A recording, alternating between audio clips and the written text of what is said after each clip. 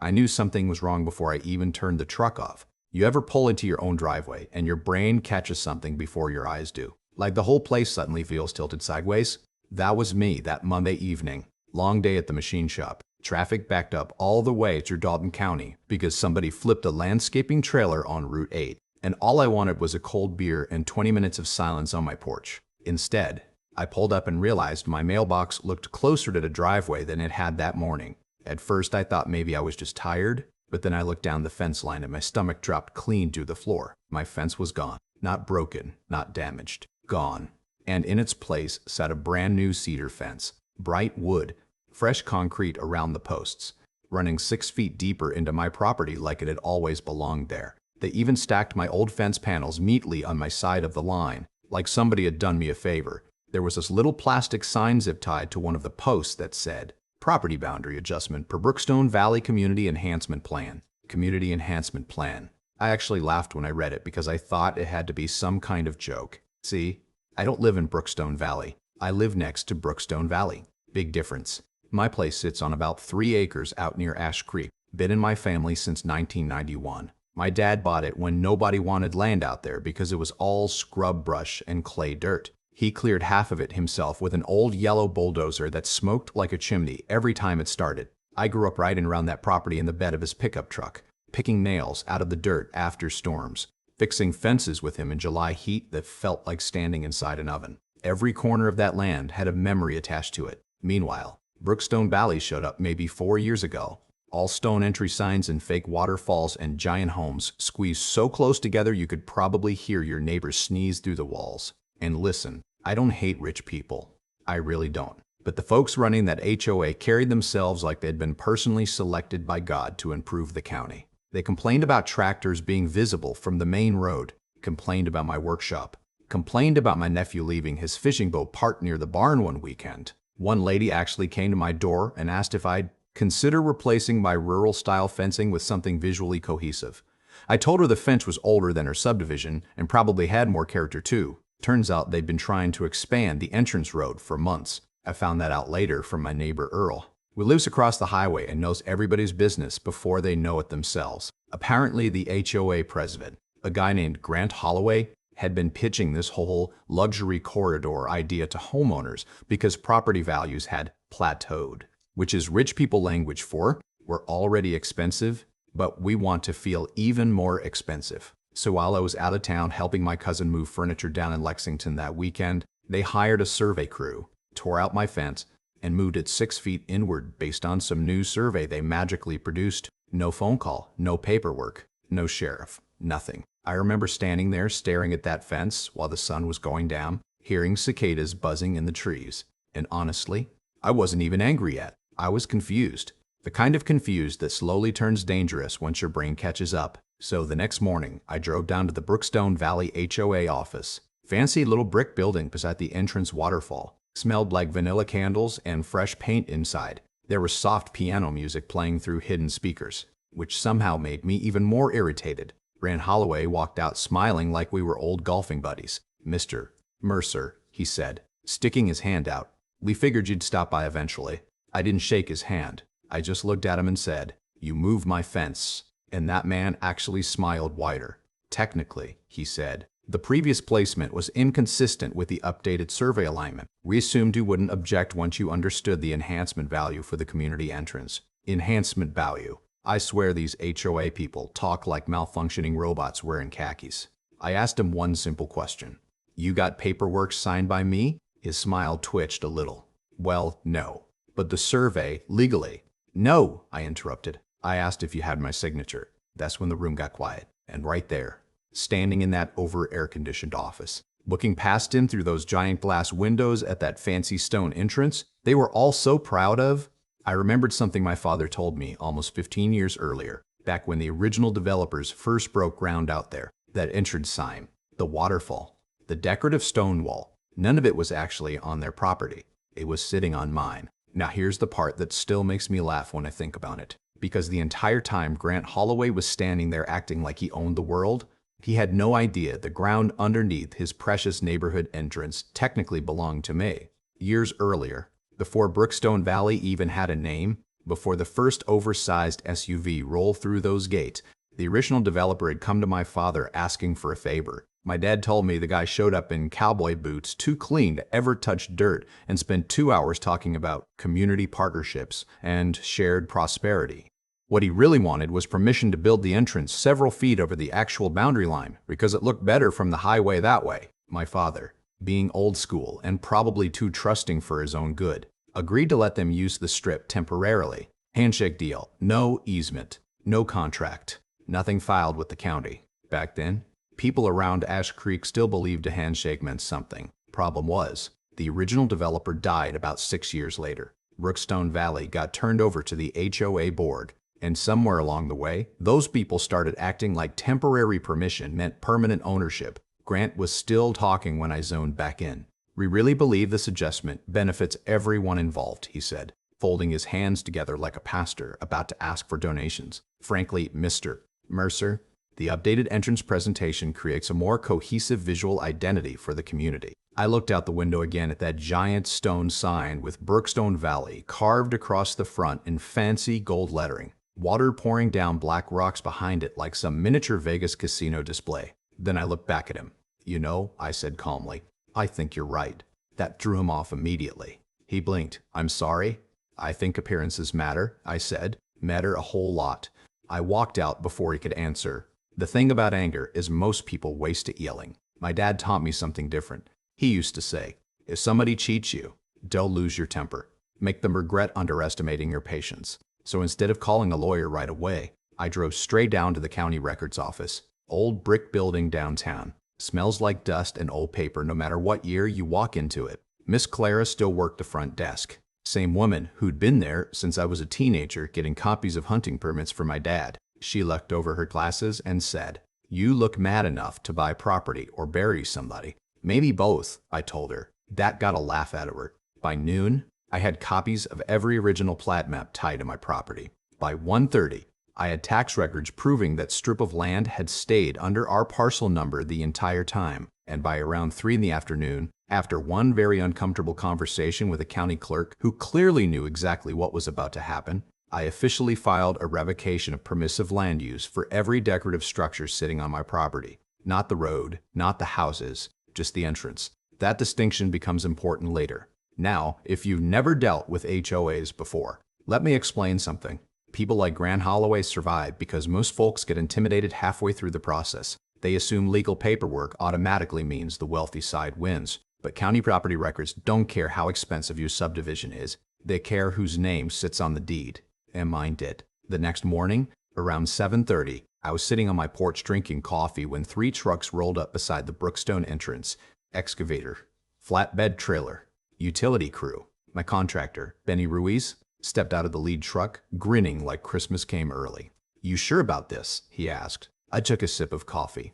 "Benny," I said, "remove every single thing sitting on my land that doesn't belong there. And brother, I have never seen grown adults panic so fast in my entire life." First came the landscapers. They started pulling shrubs around the sign.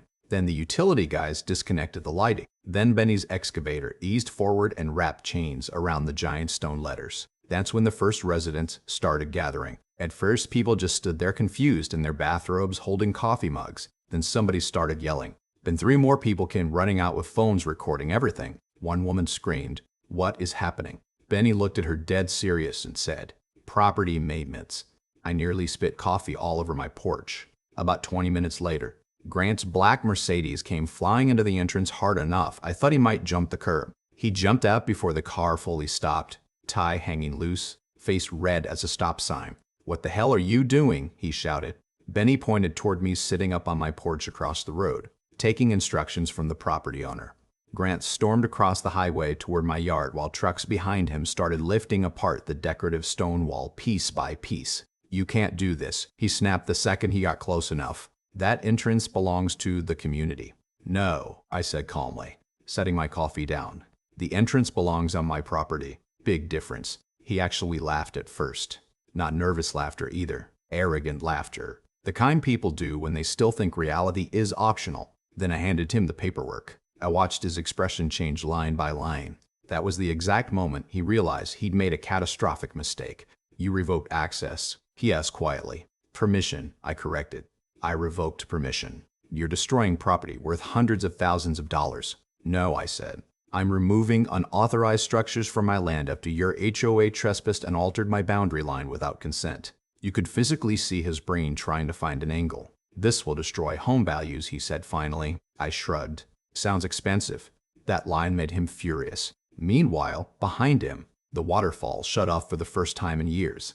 The sound disappeared so suddenly the entire entrance felt eerie, like somebody unplugged the neighborhood's personality. And once the sign came down, everything changed. See, Brookstone Valley depended on that entrance more than anyone realized. It wasn't just decoration. It created the illusion of exclusivity. Without it, the neighborhood suddenly looked like every other suburban development in Kentucky. Worse than that, traffic apps updated shockingly fast. Within 2 days, random drivers started cutting through the subdivision because the entrance no longer looked private. Delivery trucks rolled through nonstop. Teenagers started using the roads at night to race. One guy hauling a base boat somehow ended up circling the cul-de-sac because GPS thought it was public access now. Residents lost their minds. Facebook groups exploded. HOA emergency meetings got scheduled. Somebody even tried blaming me for increased crime, despite the fact the only crime reported that week was a drunk college kid peeing near somebody's mailbox after taking a shortcut through the neighborhood. And the whole time, my fence stayed exactly where they moved it, because I wanted them to sit in the consequences for a little while first. About 4 days into the chaos, Earl called me laughing so hard he could barely breathe. You watching Channel 6? He asked. No. Turn it on right now.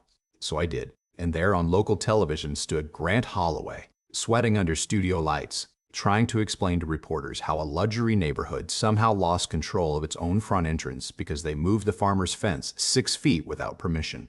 I leaned back in my chair, and honestly, that was the first moment I finally got angry. Not because of the fence, because of the way he talked about my family's land on television, like we were some obstacle standing in the way of progress. That changed everything. See, up until that interview, I was still willing to treat the whole thing like a stupid mistake made by arrogant people with too much money and not enough common sense.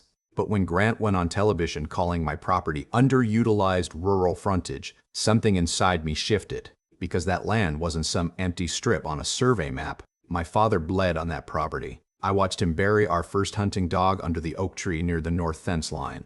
I watched him teach my mother how to drive a tractor there after she got sick and couldn't work her nursing shifts anymore. Every inch of that place carried history. And hearing some HOA president dismiss it like unused decoration made my chest burn in a way I hadn't felt since my dad passed. So when Grant finally showed up at my door 3 days later, he walked into a very different conversation. He wasn't alone this time either.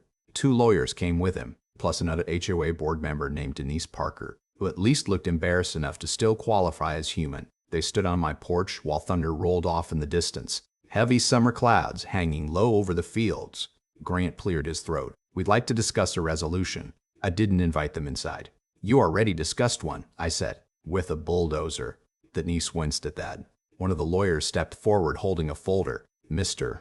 Mercer, we believe there's an opportunity here for mutual compromise. That phrase almost made me smile. Mutual compromise. Funny how people discover compromise right after consequences show up. I let them talk for about 15 minutes.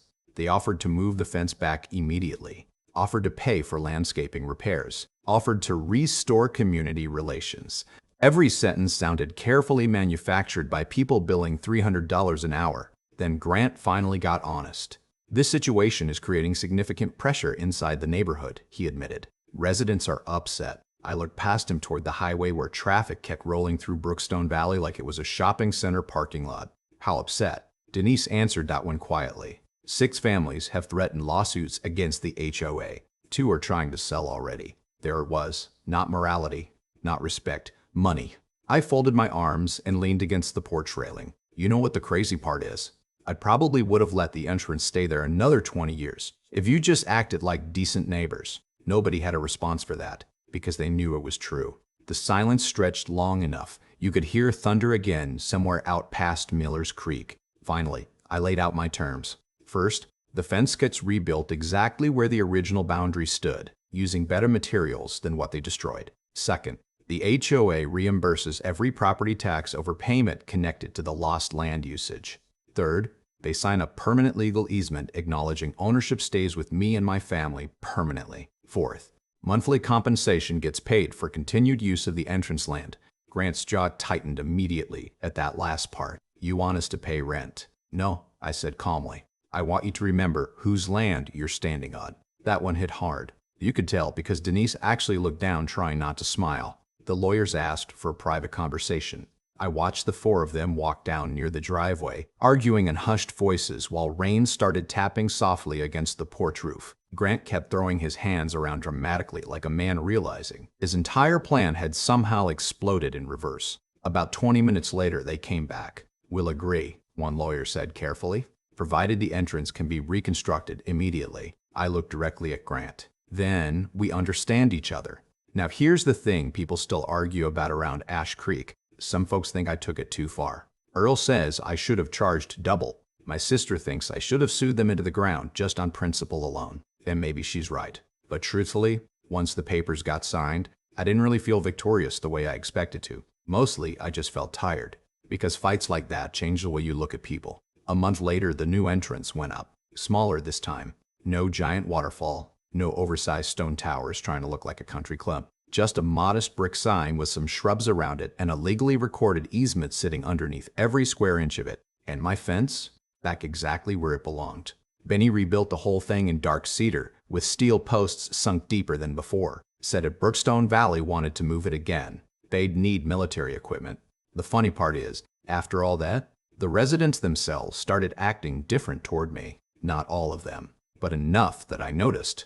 People waved now when they drove past. One older couple even brought over peach cobbler around Christmas and apologized for how ugly things got. Turns out most homeowners had no clue what the HOA board pulled until the whole mess exploded publicly. Grant Holloway, though, he never recovered socially after that. Last I heard, he resigned from the HOA 6 months later and moved to Nashville. Rumor was his own neighbors blamed him for tanking property values during the conflict, which honestly feels poetic in a way. Every now and then, somebody new moves into Brookstone Valley and asks why the neighborhood entrance looks oddly small compared to the houses inside. And eventually, somebody tells them the story about the man across the road who owned the land underneath it. Me. Sometimes I sit on my porch at night watching headlights roll past that sign, and I think about my father, about handshakes, about respect, about how easy it is for people to confuse kindness with weakness until the day they push too far. And I'll tell you something else. That 6 feet they stole from me,